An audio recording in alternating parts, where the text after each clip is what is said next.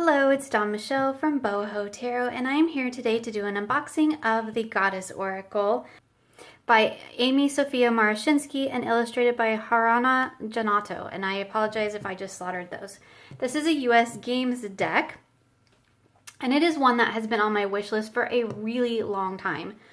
I have seen images of it everywhere, and working with goddess energy is something that I am just really getting into in my personal practice. So I have been slowly accumulating some goddess decks to help support that practice.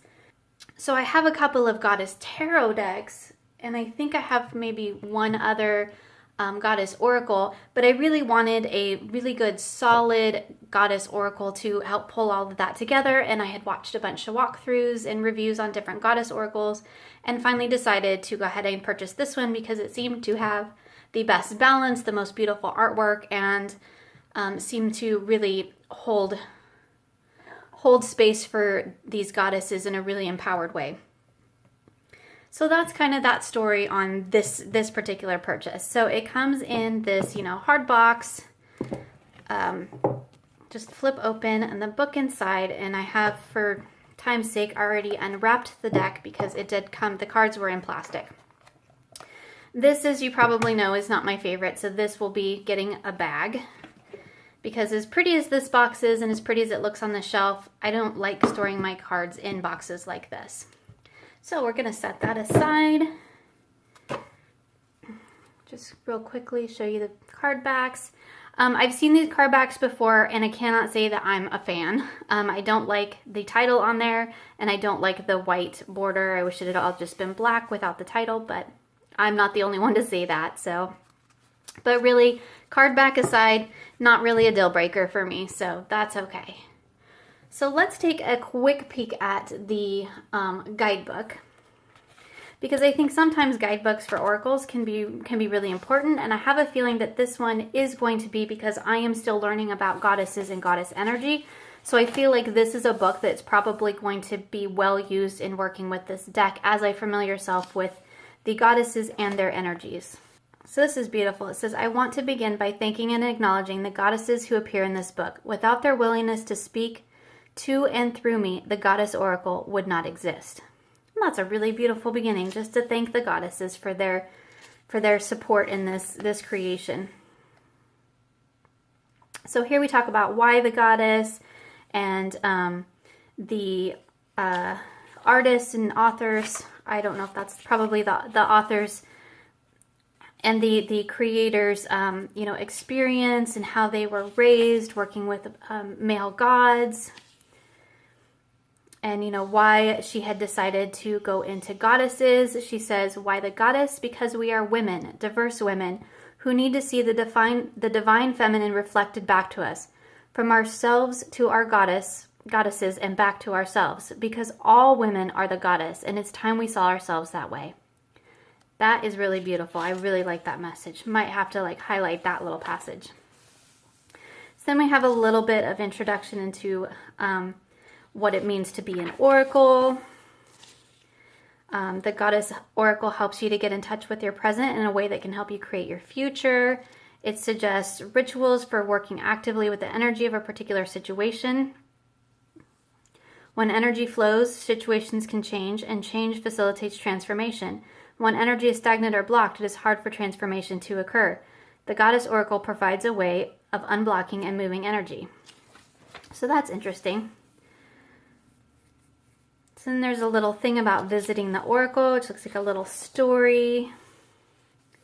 And then we go move into using the oracle. So here they talk about ritual and working with these cards in terms of ritual, which is something that I will probably be doing. I'll probably be pulling those up.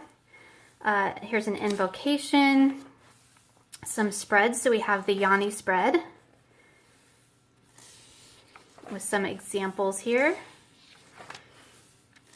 And a goddess support group spread. No pictures, but a spread.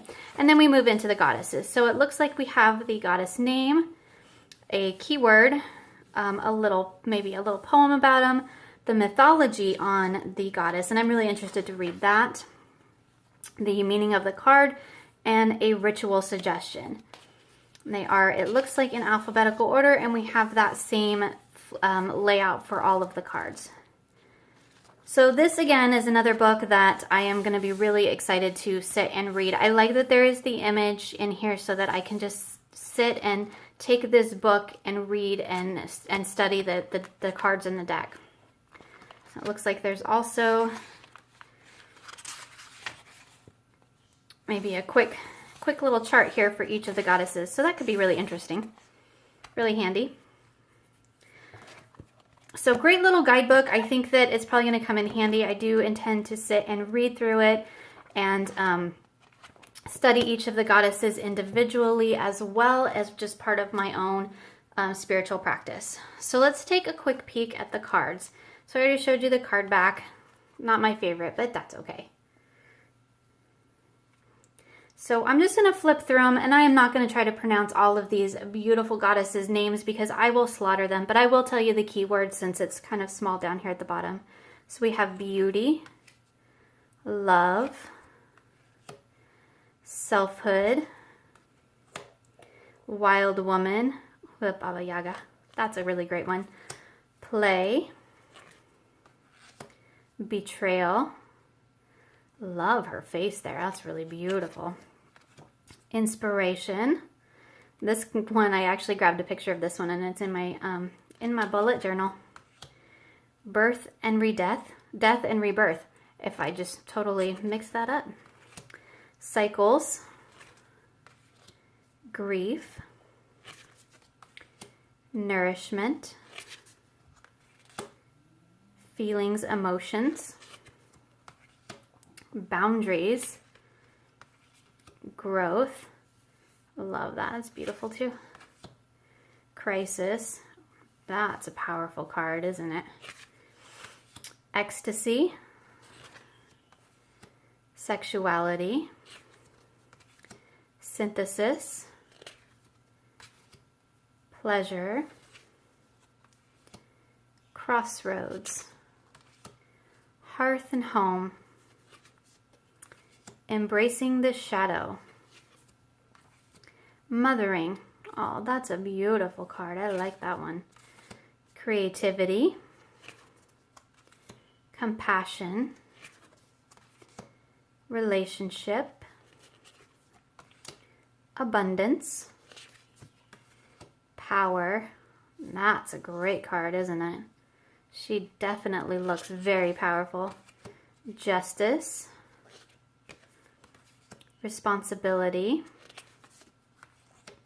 illusion, beliefs, rhythms, I like that one too, order, mystery, change, awakening, victim. Oh, I love that it has an orca. Orca is another one of the animals that just, I have two animals that I just really connect to for some strange reason, even though I do not really have any working knowledge of animal energy. Elephant is one of them and orca is the other. And orca has been with me since childhood. Energy. So it makes me really happy whenever I see an orca in a deck. Just side note there. Wisdom. Illness, wellness. Laughter, surrender, sensuality, healing, holding, holy. Beautiful. Doubt, anger and rage, opening. This card, I have seen this one many, many times, and this was one of the cards that really drew me to this deck. It is so powerful and so beautiful. I'm really excited to sink into this card in particular because like every time I see this deck, this is just the card that goes, you need to work with me. You need to work with me. So we'll see how that goes. Challenge, centering, shape-shifting. So really beautiful depictions of the goddesses, I think. There are a couple that just really, for me, are standout cards, and I'm really excited to dig in and work with these goddesses and tap into their energy and learn more about, their history and their story as part of my study. So the cardstock I want to point out is not fabulous. It's kind of cardboardy, bendy, and it's kind of big, and judging with all these borders, there's this extra white space up here that I'm probably going to trim this down a little bit just to make it a little bit smaller, a little bit easier for me to work with. But let's just go ahead and give it a little shuffle and then pull a card so we can get a feel for the messages. It does shuffle really well though. I know we always say we don't like super thin cardstock, and I'm not a fan, of super thin cardstock either, but the thinner the cardstock, the better it usually shuffles, in my opinion. Just my 2 cents on it. Yeah, I think I'm going to have to trim these down just a tad to make them a little bit more manageable for me, because I'm having a bit of a hard time getting my hand around them. So let's pull a card to see the energy.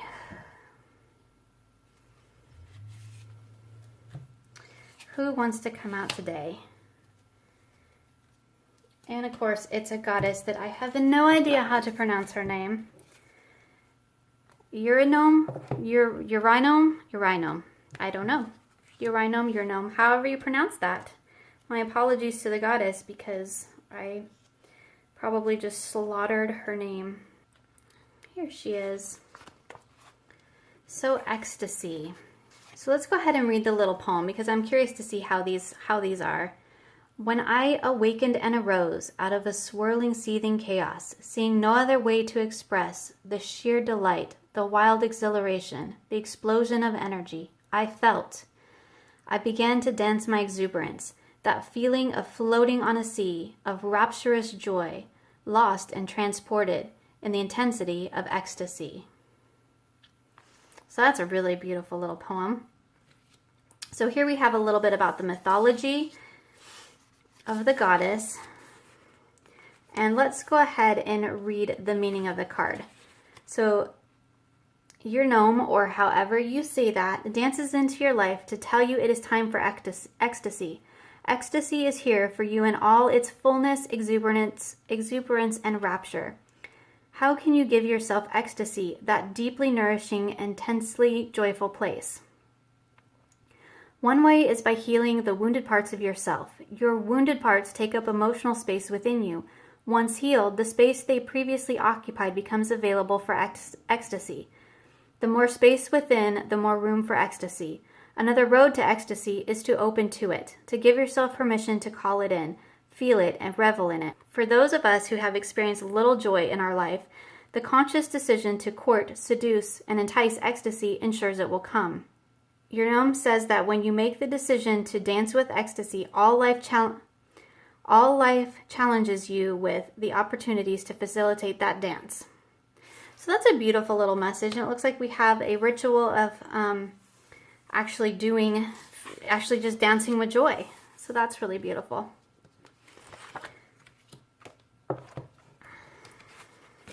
So I think that this is going to be a deck that is going to help me just further my exploration with goddess study. I'm hoping to, use it to pull a card to learn more about the particular goddesses, to pull different energies into the day, and to just use it as a part of my overall goddess study. So it's a deck that I'm excited to dig into, and probably a deck that's going to be a deck that I'll be working through and exploring very slowly. I'm not sure if I will use it to actually accompany any tarot readings at this point, which is in general what my oracle decks are for. I think that to start with, this is going to be more of a study deck for me, but once I've, moved on, I'm sure it will work beautifully for pulling in and tapping into that goddess energy in terms of your tarot readings as well.